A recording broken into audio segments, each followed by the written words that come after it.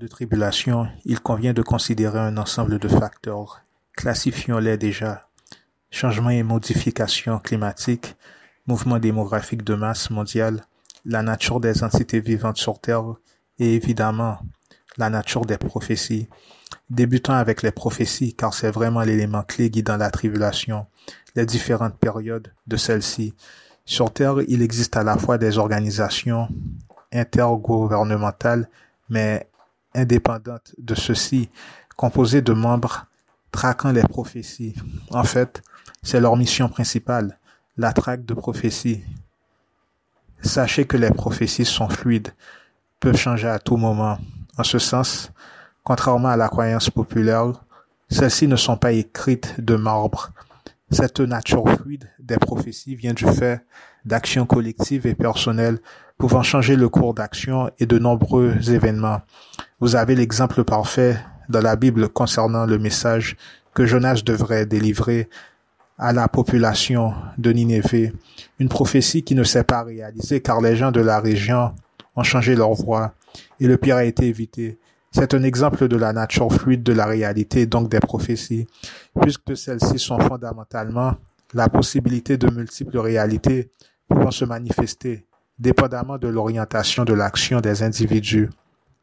Dans notre cas, malheureusement, la tribulation terrestre, tout se met en place, pas à pas, peut-être pas rapidement, mais disons que de nombreux jokers ont été brûlés. On voit bien qu'il semble que nous soyons vers un point de non-retour ou proche du point de non-retour. Cela signifie que les changements qui avaient ou qui auraient pu être effectués ne l'ont pas été au moment opportun. Il semble que cela ne sera pas le cas dans le futur. Et bien sûr, les premières traces de ce point de non-retour peuvent être observables via les changements climatiques. Pourquoi?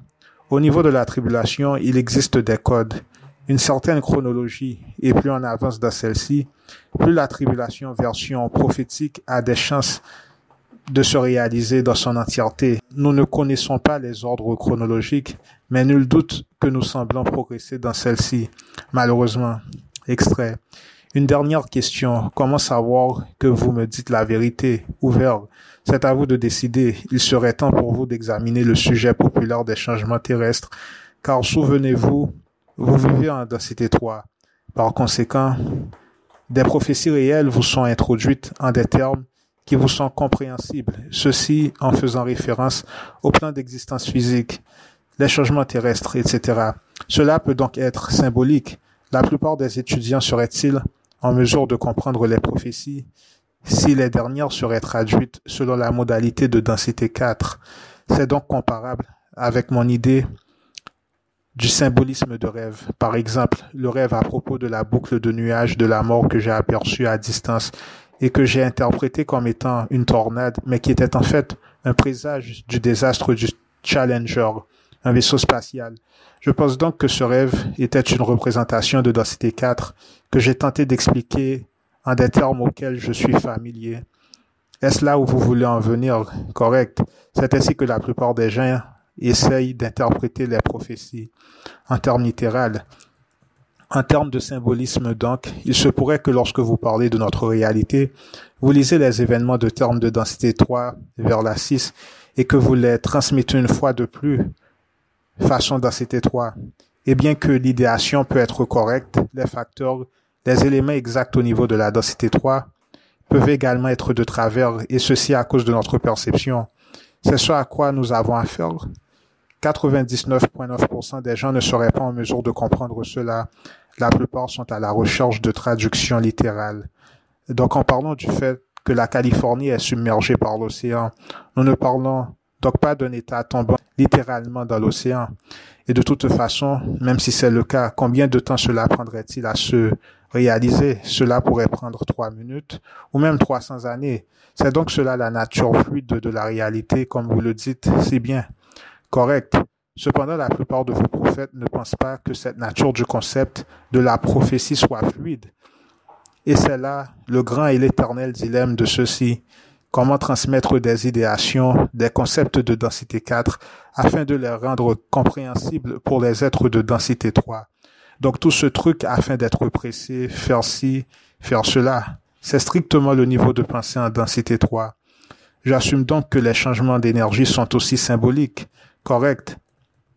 Cela signifie que les changements d'énergie, de groupe, de masse, de groupe sont interprétés comme ces changements d'énergie, tels des événements et la venue de cataclysmes, tel un cataclysme de l'âme aussi bien au niveau individuel qu'au collectif, pratiquement. Donc lorsque les gens parlent des changements terrestres en termes littéraux des survivants et de ceux qui ne vont pas survivre, et les différentes destructions qui auront lieu, nous ne parlons pas de la destruction de la planète en densité 4, car ils vont mourir, mais se transformer, vous devenez chaude, entre parenthèses. Une autre possibilité est que les cataclysmes physiques ne seront expérimentés que par ceux laissés derrière, c'est-à-dire en densité 3. Fin de cet extrait. Donc, comme dit, un facteur montrant que nous sommes assez avancés au niveau de la tribulation est la présence des changements climatiques. Le fait qu'il fasse chaud en période d'hiver, qu'il fait un peu plus froid durant l'été. Extrait. Il fait référence à un film de science-fiction que nous avons visualisé. Les extraterrestres étaient parmi nous et ont affecté le climat de telle façon à rendre la planète inhospitalière, inhabitable pour nous, mais parfaite pour eux. Naturellement, cela fut un projet secret et sous couverture. La conversation a alors pris place pour ce qui est des tours de cellulaire. Pause. Outre les changements climatiques, un autre code de tribulation est une tentative désespérée de l'élite à avoir mainmise sur la masse, contrôler la masse. Reprenons. Nous avons déjà réalisé que HAARP, acronyme HAARP, H-A-A-R-P, est un projet d'équipement de camouflage destiné à capturer et moduler le champ électromagnétique pour des objectifs de contrôle total pour la modalité de paramètres de mode de configuration des ondes cérébrales afin d'établir un système de contrôle total au niveau de la surface planétaire dans quelque densité que ce soit, spécialement la 3 et la 4. HAARP est-il en opération actuellement? Cette transcription date de 1997 en passant. Correct, au stage d'enfance. La répartition, la diffusion de ces tours de communication sont-elles l'équivalent de l'établissement du programme de l'HAARP à un niveau continental, plus comme un système de sauvetage, de secours, de soutien et d'assistance. Donc ces tours de communication ne sont pas indispensables afin d'opérer HAARP, mais correspondent à une forme d'assistance. Ces tours servent des objectifs doubles et latéraux. Les autorités régionales et locales le font afin de traquer des gens, entre autres. Et le climat est-il contrôlé, changé via HAARP? Le climat est sous l'influence de 3 facteurs et bientôt un 4e élément. Rappelle qu'au moment des faits, nous sommes en 1997. Le climat est sous l'influence de 3 facteurs et bientôt un 4e élément.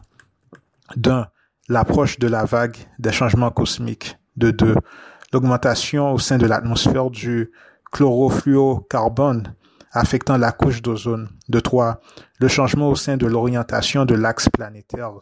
De 4, la manipulation et déviation artificielle des êtres de densité négative 3 et 4, selon de nombreuses modalités. Voici donc pour l'autre signe. Outre les changements climatiques, le contrôle de la population est une tentative désespérée de leur part. Les deux concepts sont donc liés, mais aussi celui des prophéties. Voyez comment tous ces trucs, bien que différents, forment un tout. Il existe un autre élément, le déplacement démographique, dicté et influencé par ces tours de communication. La question est, à quelle onde opérez-vous? À quelle onde obéissez-vous? Votre idée de déménagement est-elle le fruit de forces positives ou négatives afin de vivre ou de mourir? Reprenons l'extrait. Soyez donc vigilants, attentifs, prudents dans vos projets et restez conscients, réveillés. Ne laissez point des anomalies émotionnelles brouiller votre connaissance de base. Ce n'est pas un temps afin de baisser la garde. Faites spécialement attention pour ce qui est de voyager dans des locations non familières et inconnues, mais aussi bien dormir ou se reposer aux côtés de gens inconnus. Vous êtes observé, ou du moins, il est préférable de l'assumer et de prendre les mesures nécessaires.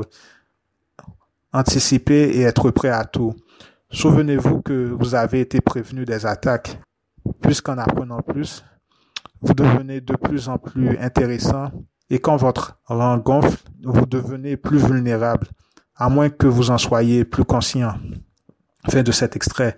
Mais quel rapport? C'est en 1997. En quoi cela me concerne-t-il? Une très grande erreur de votre part. Même si vous lisez un avertissement datant de 1997, L'avertissement, si vous le recevez en 2023, de source 1997, est de mise à jour pour vous. C'est un signe. Le temps n'est pas linéaire. C'est la première illusion. Le temps est cyclique. Donc, un avertissement de 1997 peut bien valoir dans votre vie au moment actuel. Si vous lisez celui-ci en 2023, maintenant, il est fait mention de voyager dans des locations inconnues, dormir dans des endroits non familiers. Pourquoi devez-vous faire attention? Vous avez une fréquence établie dans votre zone de confort. En changeant temporairement de location, celle-ci possède sa propre fréquence déterminée. Une fréquence met du temps à s'installer, à s'établir. C'est en ce sens que vous êtes plus en danger dans les localisations inconnues. Pour preuve, la plupart des assassinats gouvernementaux, par exemple, ont lieu lorsque la personne est en voyage. Fréquence inconnue, aux côtés de personnes inconnues. Une personne inconnue peut correspondre à une connaissance. Si vous ne connaissez pas vraiment la personne, celle-ci peut être inconnue en termes de fréquence, même si c'est une connaissance. Ce sont des signes et le passage qui vient d'être lu ne peut être compris, même pas selon la modalité religieuse, qui de toute façon est une fausse connaissance en soi, une limite. C'est en ce sens que les formations, votre environnement se forme pour votre bien ou pour le pire, et ce qui détermine la qualité de votre environnement, c'est votre fréquence. Voyez, l'apocalypse se passe dans une atmosphère calme et contrôlée. Ces mouvements, c'est en fait des gens allant vivre ou mourir selon leur destin, selon leur fréquence. Les signes sont là, mais c'est presque impossible de voir si la personne en question est endormie. Donc tous ces déplacements géographiques ont vraiment pour objectif le jeu théâtral de l'apocalypse, leurs apocalypses, leurs enfers internes et leur destin via les cataclysmes cosmiques, terrestres, symboliques, aussi effroyables que cela puisse paraître. L'énigme selon laquelle l'âme se forme et plus tard le stratagème employé par celle-ci afin de se nourrir et se perfectionner est généralement élaboré durant le processus ayant lieu entre deux forces essentielles, deux forces prédominantes de l'univers entier, le bien et le mal. Cette énigme ne peut résulter que de l'action de ces deux forces, le bien et le mal, l'affirmation et la négation, selon la science ancienne, tandis que celle contemporaine la nomme attraction et répulsion. Les facteurs nécessaires pour ces trois totalités sont formés en l'homme, de même que tout dans l'univers, c'est-à-dire les vibrations correspondantes. Afin d'expliquer ce que supposent les vibrations dont je viens juste de parler, je peux prendre un excellent exemple du fait qu'aujourd'hui, des ennemis avec une attitude interne rare se multiplient autour de moi en nombre à tel point où je suis en relation avec eux de tous côtés. Ce principe, au-dessus de tout débat scientifique, j'ai défini en ces termes précis. La netteté de cette contradiction apparaît entre deux actions diamétralement opposées, proportionnelles directement durant la durée de leur rencontre. Et en vérité, il en est ainsi. Plus une personne a des relations directes avec moi, plus celle-ci de façon diamétralement opposée entreprend des actions allant contre mon bien-être.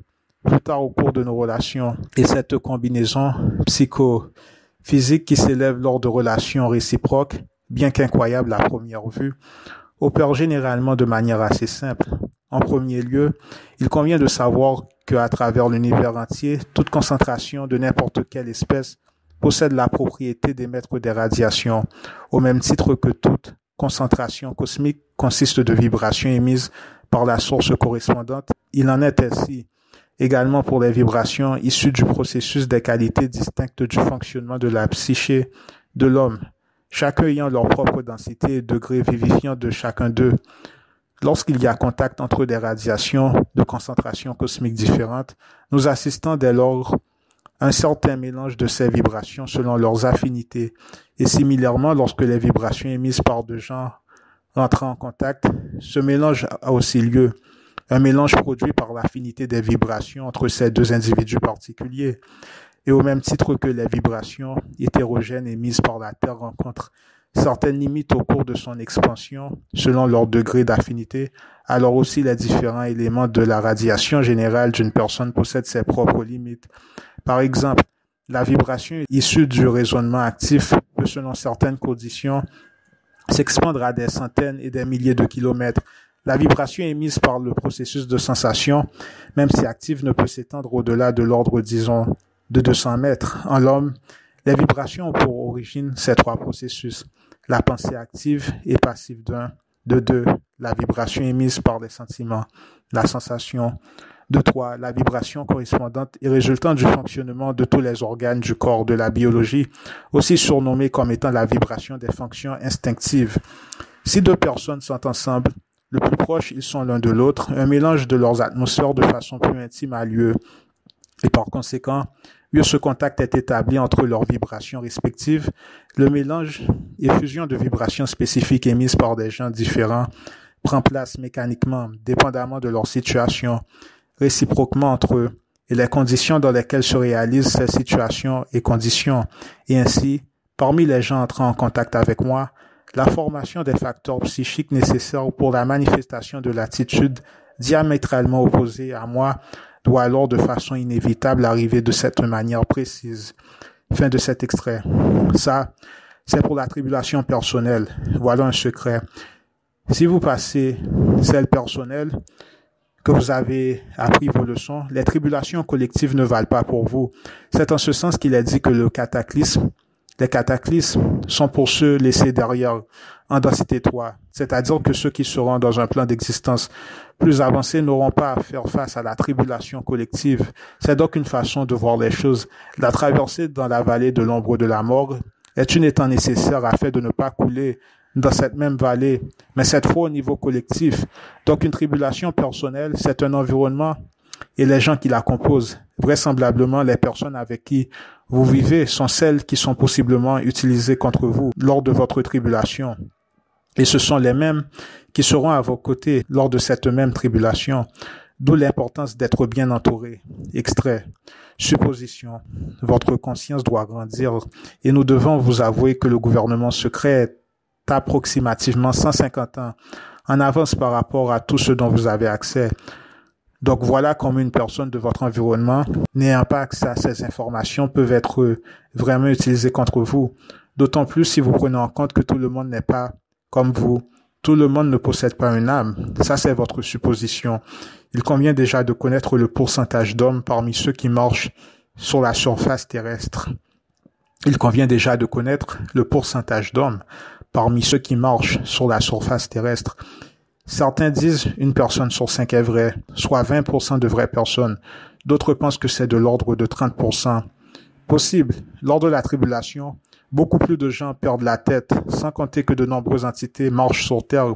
Ces estimations ne sont pas vraiment folles. Les périodes de moratoire ne sont pas de grande importance, puisqu'elles ne sont que des signes d'arrêt en attente vers le chemin de l'accroissement de la connaissance.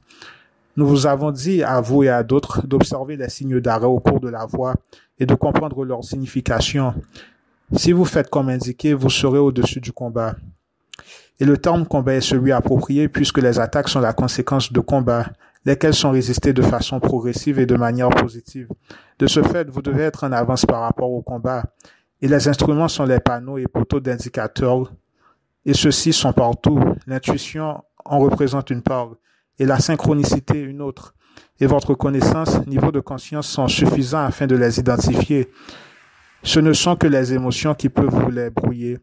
Et ce car les émotions constituent un état naturel de l'existence en densité 3, qui peuvent être certaines fois des obstacles en lieu et place d'une forme d'assistance.